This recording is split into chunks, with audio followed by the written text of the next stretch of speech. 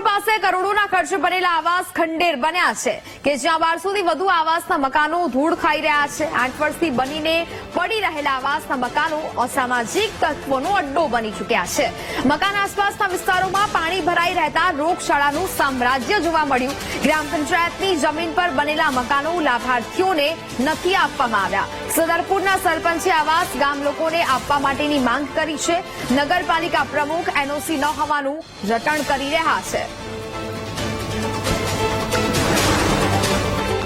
આવાસ યોજનાની પરિસ્થિતિઓ હાલ ખંડેર હાલતમાં પડ્યા છે। 1200 થી વધુ મકાન બની ગયા છે। સરકારના લગભગ 40 થી 42 કરોડ રૂપિયા ખર્ચાઈ ગયા છે અને હાલ ખંડેર હાલતમાં પડી છે અને અસામાજિક તત્વોનો અડ્ડો બની ગયો।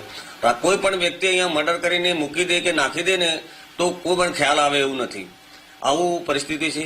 આ યોજના ખરેખર શહેરી વિસ્તારની હતી અને ગ્રામ્ય વિસ્તારના અંદર કરવામાં આવી છે। કયા કારણોસર કરવામાં આવી અમને બી સમજાતું નથી। અમારી તો ગામ લોકોને એવી અરજ છે કે આ મકાનો ગ્રામ પંચાયતને સુપ્રત કરે યા તો કોઈ અધિકારી દ્વારા નિમણૂક કરે અને એનો નિકાલ કરે તો આજુબાજુના ગરીબ લોકોને મકાન મળે અને સરકારના પૈસા નાણાં વેડફાય ન તેવું અમારું કહેવાનું છે।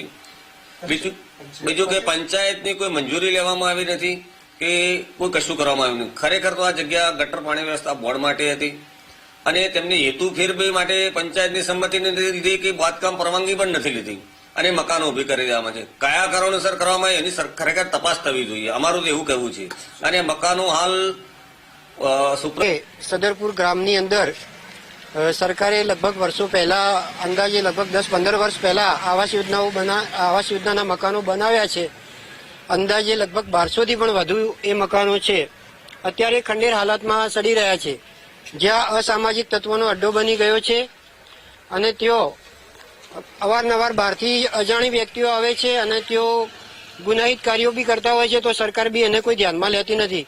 તો સરકારશ્રીને અમારી રજૂઆત છે જિલ્લા વિકાસ અધિકારી શ્રી, તાલુકા વિકાસ અધિકારી શ્રી તેમજ નગરપાલિકા પ્રમુખ શ્રી, નગરપાલિકાના અધિકારીઓ શ્રી અને ગુજરાત સરકાર, મુખ્યમંત્રી શ્રી અને વડાપ્રધાન શ્રી ભારત સરકાર આ તમામને હું સદરપુર વતીથી જાણ કરી રહ્યો છું કે તાત્કાલિક ધોરણે આ જે આવાસ યોજનાના મકાનો છે એ ગામના ગરીબોને પણ જરૂર છે કારણ કે ગામની અંદર અત્યારે કોઈ જમીન છે નહીં તો એમને ગ્રામ પંચાયત પણ ક્યાંથી મકાનો ફાળવી આપે। સદરપુરના સરપંચ દ્વારા કદાચ આપના કને માગણી કરી હોય તો મને ખ્યાલ નથી પણ હજી નગરપાલિકામાં સરપંચશ્રી હજી આવ્યા નથી અને જો કદાચ આ બાબતે અમારા કને આવશે તો યોગ્ય જગ્યાએ આ વાત અમે પહોંચાડીશું।